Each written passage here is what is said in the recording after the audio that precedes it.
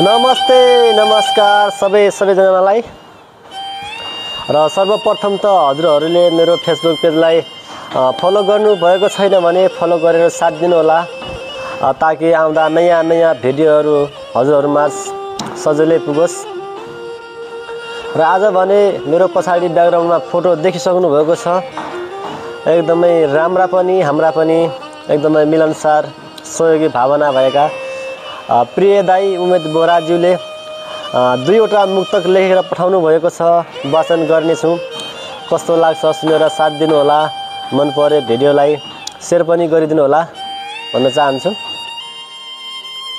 र उहाँको मुक्तक यसरी सुरु हुन्छ। पहिलो मुक्तक, भन के गर्नु पर्छ तिमीलाई फेरि पाउनको लागि, दुनियासँग लडौँला नि तिमी सँगै आउनको लागि। भन के गर्नु पर्छ तिमीलाई फेरि पाउनको लागि, दुनियासँग लडौँला नि तिमी सँगै आउनको लागि। 2 दिन हाँसेर 4 दिन रिसाउनेसँग चल्दैन जिन्दगी।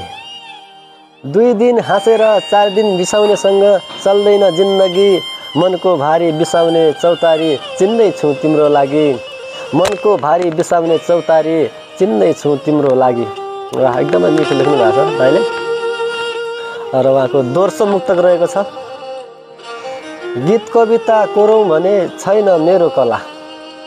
गीत कविता कोरौँ भने छैन मेरो कला, धोको फेरि गाउन पनि छैन मेरो गला। गीत कविता कोरौँ भने छैन मेरो कला, धोको फेरि गाउन पनि छैन मेरो गला। अँधेरीको पर्दाभित्र स्वर्ग परी कता गयो। अँधेरीको पर्दाभित्र स्वर्ग परी कता गयो। तिम्रो जस्तो लुकामारी गर्न जान्ने छैन मेरो कला। तिम्रो जस्तो लुकामारी गर्ने छैन मेरो कला। धेरै धेरै धन्यवाद प्रिय दाई यो वाचन गर्ने मौका दिनुभएकोमा।